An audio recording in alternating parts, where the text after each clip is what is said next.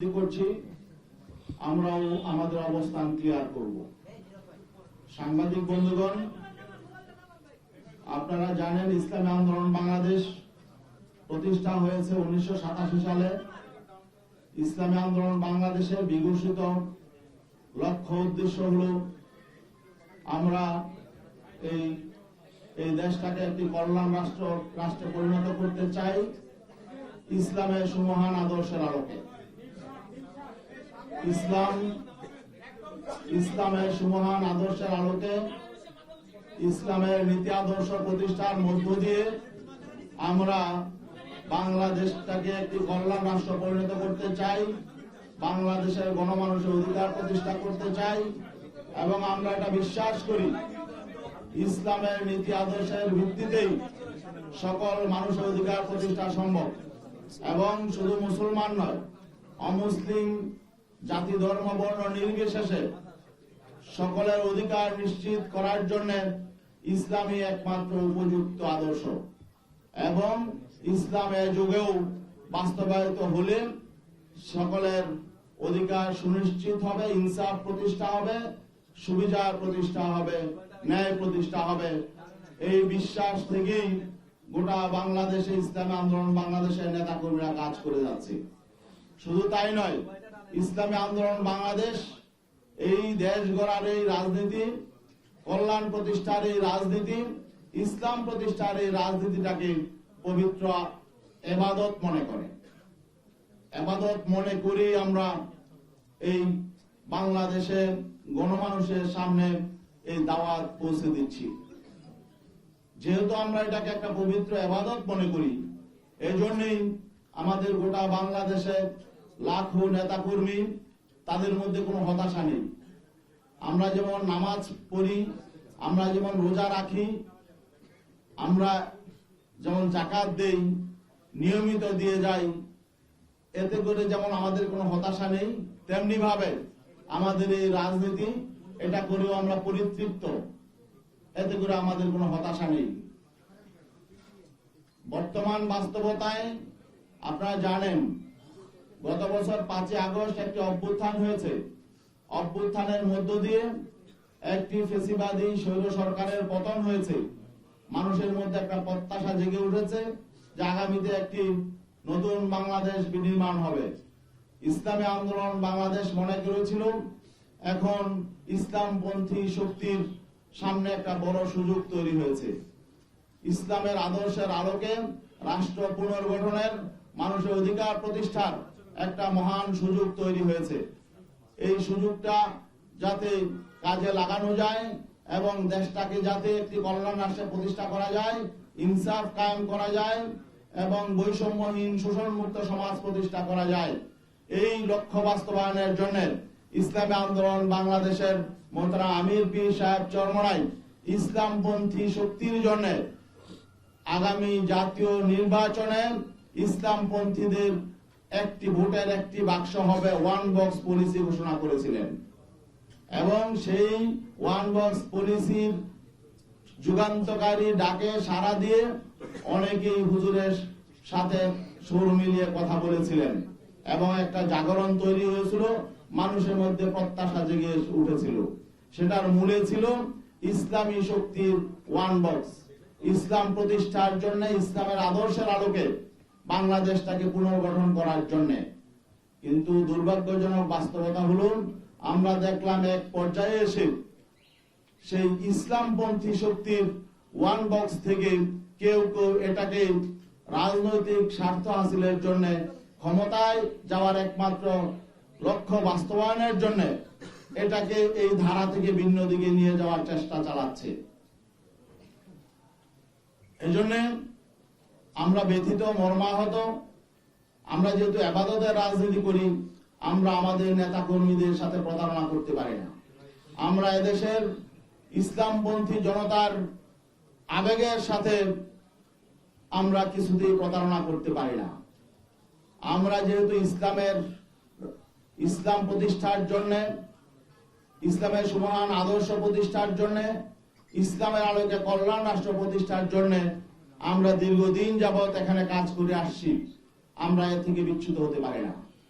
এই জন্য আপনারা লক্ষ্য করেছেন যে গতকালকে 11 দলীয় জোটের ব্যানারে যেখানে আমরাও ছিলাম, সেখানে একটি সাংবাদিক সম্মেলন হয়েছে, সেখানে আসন বন্টন হয়েছে। সেখানে আমাদের এই যে দীর্ঘদিনের পথ চলা 5ই আগস্ট পরবর্তী সারা দেশে আমরা ইসলামপন্থী শক্তি একসাথে করার জন্য যে চেষ্টা সাধনা করেছিলাম, আমরা দেখেছি যে শেষ পর্যায়ে এসে আমাদের যে লক্ষ্য ছিল সেই লক্ষ্য অর্জিত না হওয়ার একটা সম্ভাবনা তৈরি হয়েছে, লক্ষ্য অর্জিত না হওয়ার একটা শঙ্কা তৈরি হয়েছে। এই শঙ্কা থেকে আমরা চিন্তা করলাম আমাদের ইসলামের পক্ষের একটি বাক্সকে আমাদের হেফাজত করতে হবে। এই জন্য ইসলামী আন্দোলন বাংলাদেশ, যদিও আমরা জানি সামনে আমাদের পথ চলা হয়তো মসৃণ নাও হতে পারে, কারণ আমরা ক্ষমতার রাজনীতি আমরা সেভাবে করি না। আমাদের মূল লক্ষ্য ইসলাম, ইসলামকে আমরা আগে রাখি, আমাদের নীতি, আমরা নীতি আদর্শের রাজনীতি করি। আর এখানে আমরা দেখছি যে নীতি আদর্শের প্রশ্নে, রাজনৈতিক প্রশ্নে, ইনসাফের প্রশ্নে আমরা বৈরিতার শিকার হয়েছি। সেই জন্য আমরা আজকে আপনাদের সামনে ঘোষণা দিতে বাধ্য হচ্ছি যে ইসলামী আন্দোলন বাংলাদেশ আসন্ন ত্রয়োদশ জাতীয় সংসদ নির্বাচনে যে 270টি আসনে মনোনয়নপত্র সাবমিট করেছে, এর মধ্যে আপিলে 2 জন বাতিল হয়েছে, বাকি 268 জন সংসদ সদস্য প্রার্থী এখনো পর্যন্ত মাঠে কাজ করছেন। আমরা তাদেরকে নির্দেশনা দিয়ে দিয়েছি, তারা নির্বাচনের প্রতিদ্বন্দ্বিতা করবেন, একজনও তারা মনোনয়নপত্র প্রত্যাহার করবেন না।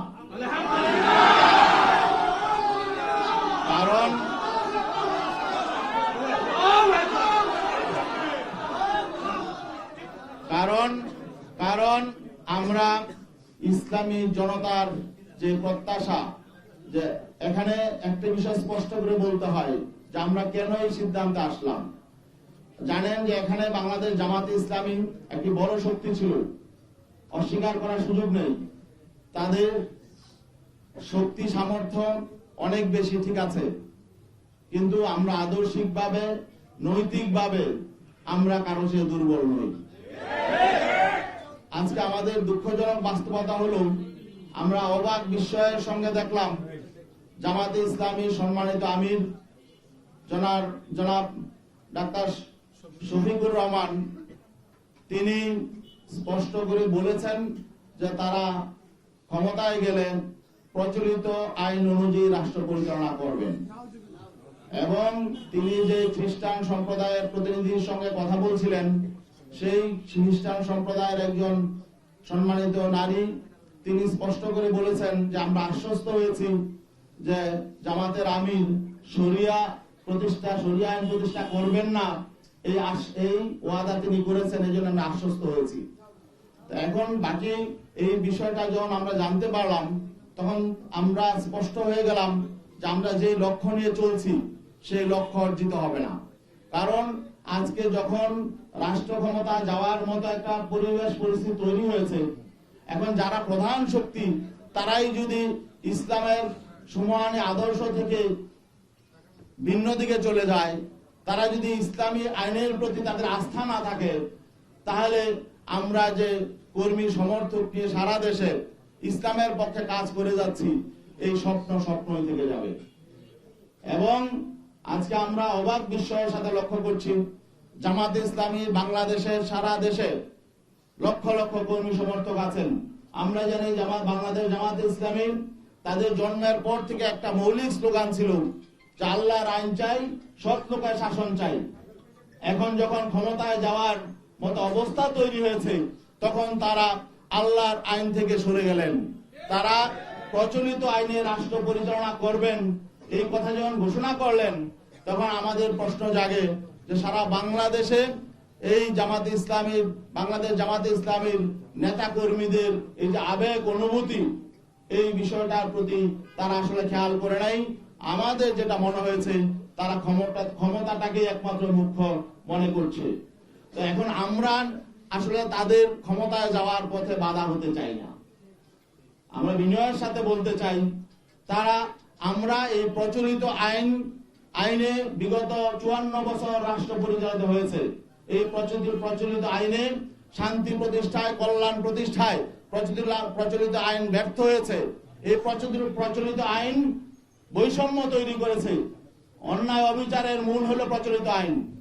অতএব আমরা তো সবসময় বলে আসছি, প্রচলিত আইন পরিবর্তন করে সেখানে আল্লাহর দেয়া আইন এবং ইসলামের সমান আইন, যেটা সকলের জন্য সমান এবং ধর্মবর্ণ নির্বিশেষে সকলের অধিকার প্রতিষ্ঠা করবে, আমরা তো সেই আইন প্রতিষ্ঠার জন্য আন্দোলন করি।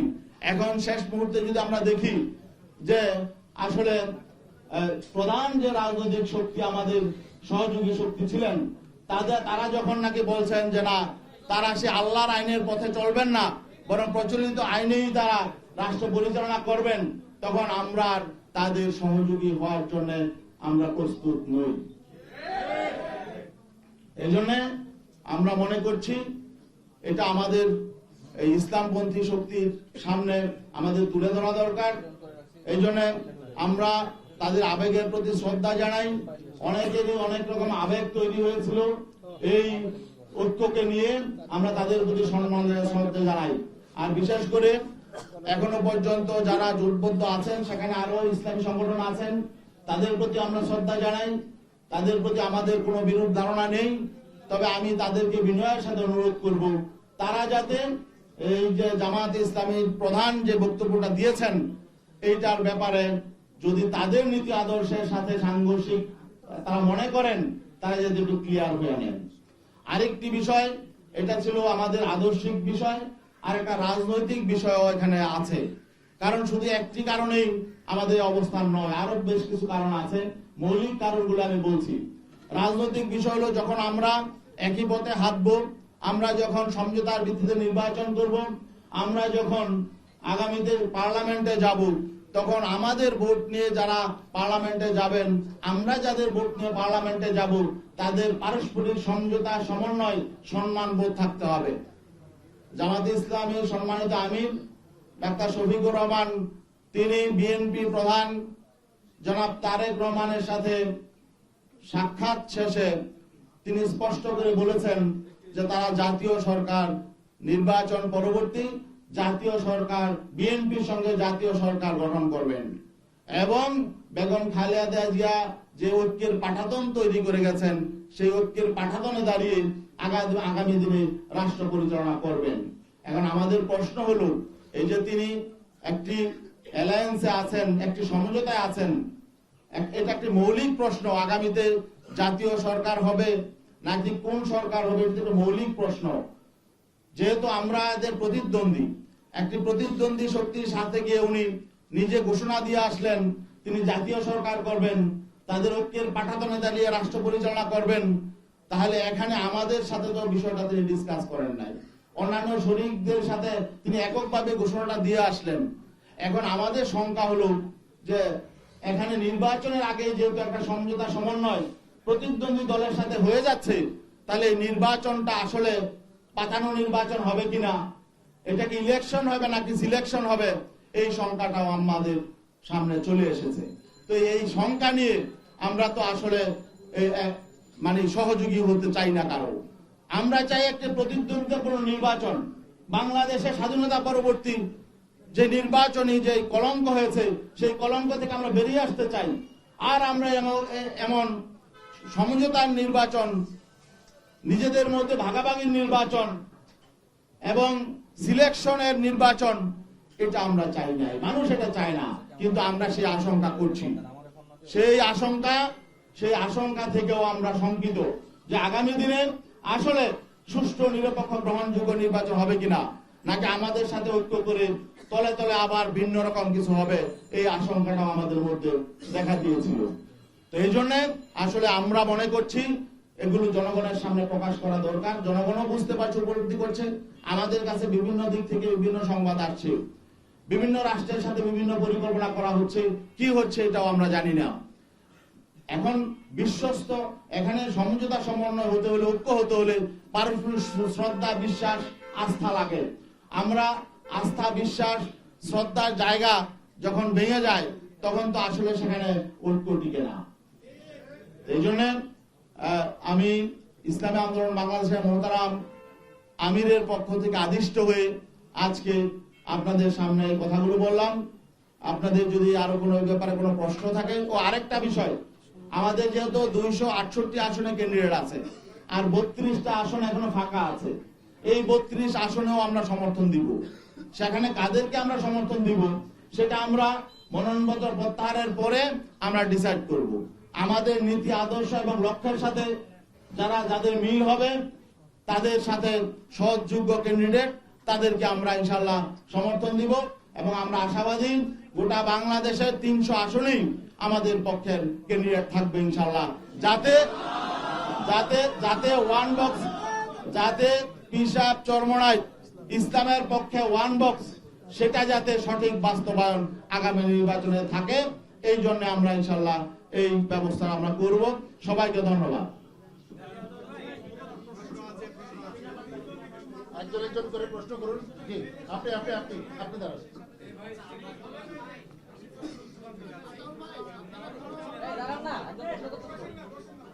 হ্যাঁ, একজন করে। জি, শরিয়া আইন আপনারা বাস্তবায়ন করতে চান, যেটা জামাতের সাথে সাংঘর্ষিক, তারা অবস্থান থেকে সরে গেছে।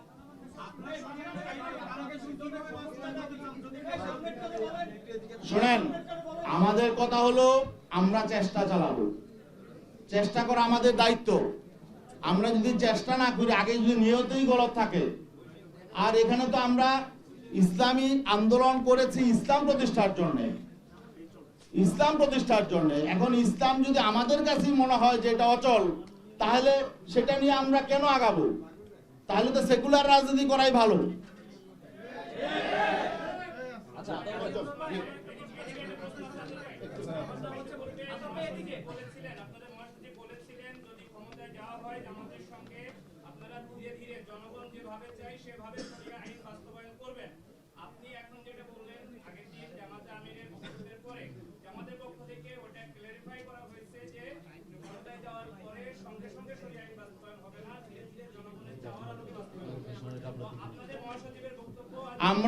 আমরা জামাতের আমিরের বক্তব্য যে ব্যাখ্যা দিয়েছে তাদের স্পোকম্যান জুবায়ের সাহেব, সেটা আমরা শুনেছি।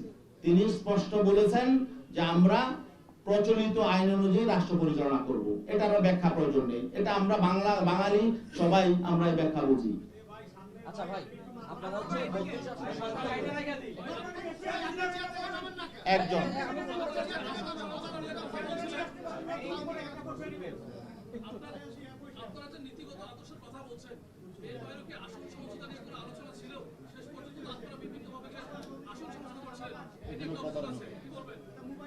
শোনেন, আসন এখানে কম বেশি হতেই পারে, তবে এখানে আমাদের আত্মসম্মান বোধে লেগেছে, এটাও একটু বলা প্রয়োজন। আসন সমঝোতায় সর্বপ্রথম আলোচনা শুরু হয়েছে 2 আমিরের, ডিসেম্বরের 9 তারিখ আমিরে জামাত এবং আমাদের ইসলাম আন্দোলনের আমির পীর সাহেব চরমনাই দুইজন একান্তে বসেছিলেন। যেহেতু আপনি প্রশ্নটা করেছেন, এটা আসতে হয়, আমি এদিকে যেতে চাই নাই। প্রথম দিনই তিনি ইনসাল্ট করেছেন। আপনারা জানেন বিভিন্ন জরিপ প্রকাশ হয়। 9 ডিসেম্বর যেদিন তারা দুইজন বসেছিলেন, সেদিন প্রথম আলোতে একটা জরিপ প্রকাশ হয়েছিল। সেই জরিপ আপনারা দেখেছেন। সেই জরিপে প্রকাশ হয়েছিল যে বিএনপি কে চায় 65% মানুষ, জামাতে ইসলামকে চায় 25% মানুষ, আর সেখানে ইসলামী আন্দোলনেরও ছিল একটা, সেটা হলো 0.1% মানুষ। ঠিক আছে, ওই দিন বসার পরে আলোচনার শুরুতেই জামাতের আমির মোহতারাম তিনি আমাদের আমিরকে বললেন যে এই যে এই একটা প্রথম আলোতে একটা জরিপ এসেছে দেখেন। তাহলে এটার অর্থ কি? এটার অর্থ হলো যে তাকে ইনসাল্ট করা, যে আপনাদের তো কোনো পয়েন্টই নাই, মানে জনমতে আপনাদের কোনো কি নাই, কোনো 1%ও নাই।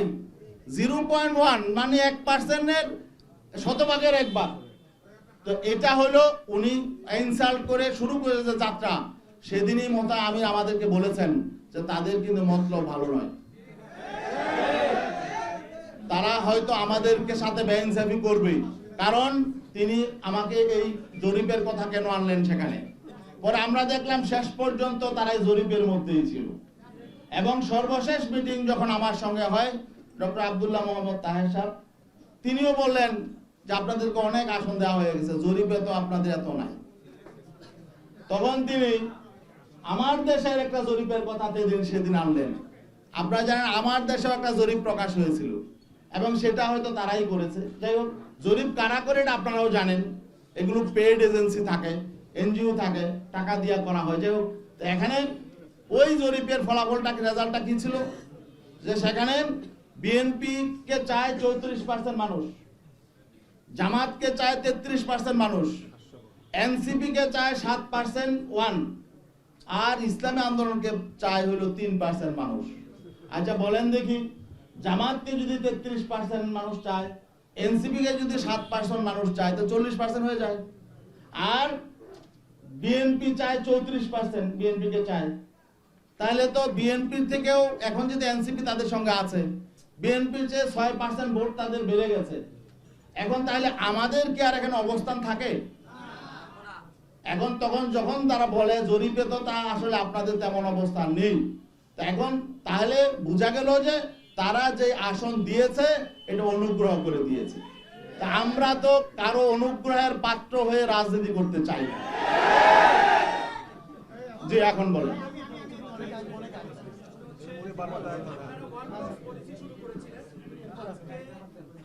আপনি তো একটা প্রশ্ন করছেন, আচ্ছা ঠিক আছে।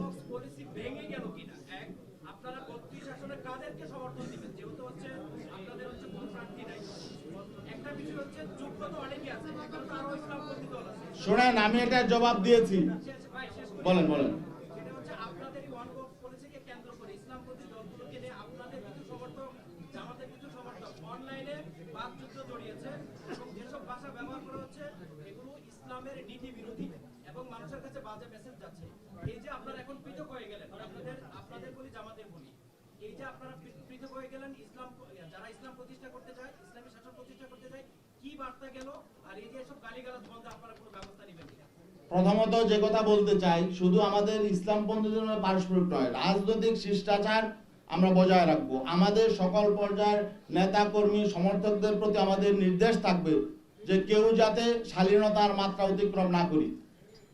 আমরা শুধু জামাতে ইসলামী বা অন্য কোনো ইসলামী সংগঠন কেন, আমরা বিএনপি, আওয়ামী লীগ, জাতীয় পার্টি বা যে কোনো রাজনৈতিক দল, কোন রাজনৈতিক দলের বিরুদ্ধেই শিষ্টাচার বহির্ভূত কোন রকম আচরণ আমরা করব না এবং আমরা শালীনতা বোধ বজায় রাখবো। এটা আমাদের নির্দেশনা সবসময় আছে।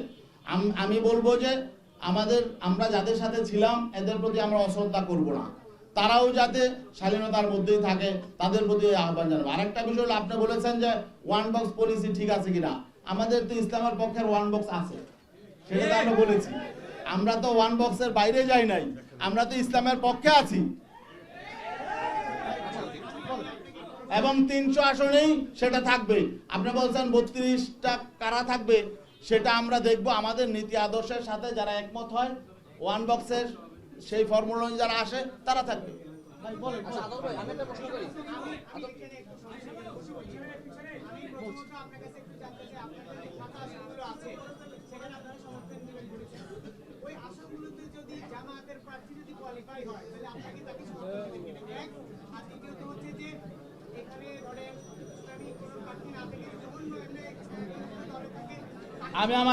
আমি আমার কথা বলেছি যে আমাদের নীতি আদর্শের সাথে যাদের সঙ্গতি থাকবে এবং আমাদের ওয়ান বক্স পলিসির পক্ষে যারা থাকবে তাদেরকে দিব।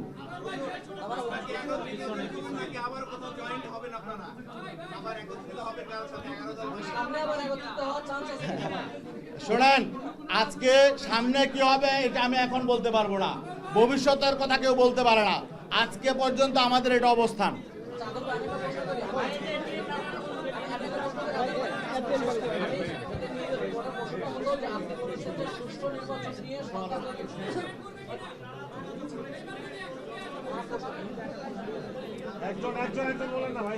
একটু দাঁড়ান, উনি বলেন, আপনি বলেন, আপনি বলেন আতাউর ভাই।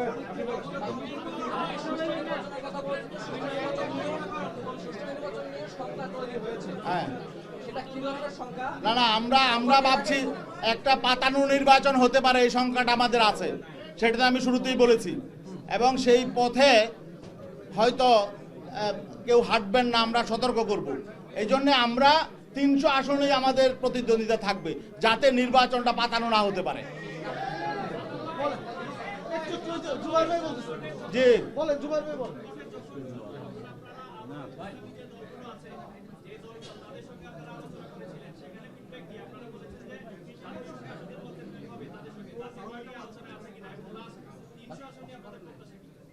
শোনেন, 300 আসনের ব্যাপারে তো আমি বলেছি 300 আসনে আমাদের প্রার্থী থাকবে এক। আর আমাদের যারা সহযোগী ছিলেন সমমনা, তাদের কাছে আমরা বলেছি এবং আজকে আরো ক্লিয়ার করে দিলাম, তারা যদি ইসলামের পক্ষে ওয়ান বক্সে তারা যদি চায় তাহলে আমাদের সাথে তারা আসতে পারে, দরজা খোলা আছে। আর তারা এবং আমি একটা কথাও বলেছি, তারা জামাতকেও প্রশ্ন করতে পারে, যে তাদের এই নীতিগত এই অবস্থান নিয়ে প্রশ্ন করতে পারে। আতাউর ভাই, আপনারা প্রচলিত আইন নিয়ে জামাত থেকে এক প্রশ্ন তুলেছেন যে ওই যে আলোচনা করে খ্রিস্টান একটা প্রতিনিধিদের, আপনারা দেশের প্রচলিত আইন মানেন কিনা? না শোনেন, একটা হলো যে মানতে বাধ্য হওয়া। দেখেন, আমরা অনেক কালা কানুনও কিন্তু মানতে বাধ্য হয়েছি, কিন্তু এগুলো আবার পরিবর্তন হয়েছে, তাই না? তা আমরা তো অনেক আইন মানতে বাধ্য, বাংলাদেশের নাগরিক হিসাবে সংবিধান মানতে বাধ্য, কিন্তু সংবিধানে কিছু অসঙ্গতি থাকে, বৈষম্যমূলক কিছু আইন থাকে, নিপীড়নমূলক কিছু আইন থাকে, এগুলো তো পরিবর্তনের সুযোগ থাকে, তাই না? অতএব আমাদের যদি শক্তি সামর্থ্য থাকে তাহলে আমরা এগুলো পরিবর্তন করব, সেটা নিয়মতান্ত্রিক উপায়ে। ভাই বিএনপি চেয়ারম্যান আপনাদের চেয়ারম্যানকে ফোন দিয়েছিল, কি ধরনের আলাপ আলোচনা হয়েছে এটা বলেন। না, বিএনপি চেয়ারপারসন আমাদের নায়েব আমিরকে রিং দিয়েছে এমন একটা ফেসবুকে ছড়িয়েছে, এটার কোনো ভিত্তি নেই। ভাই, জাতীয় পার্টির সাথে আপনাদের শব্দ দেওয়ার সম্ভাবনা আছে কিনা? যেহেতু জাতীয় পার্টির অনেকে না, কোনো সম্ভাবনা নাই। শেষ করে দেন। আচ্ছা, ধন্যবাদ।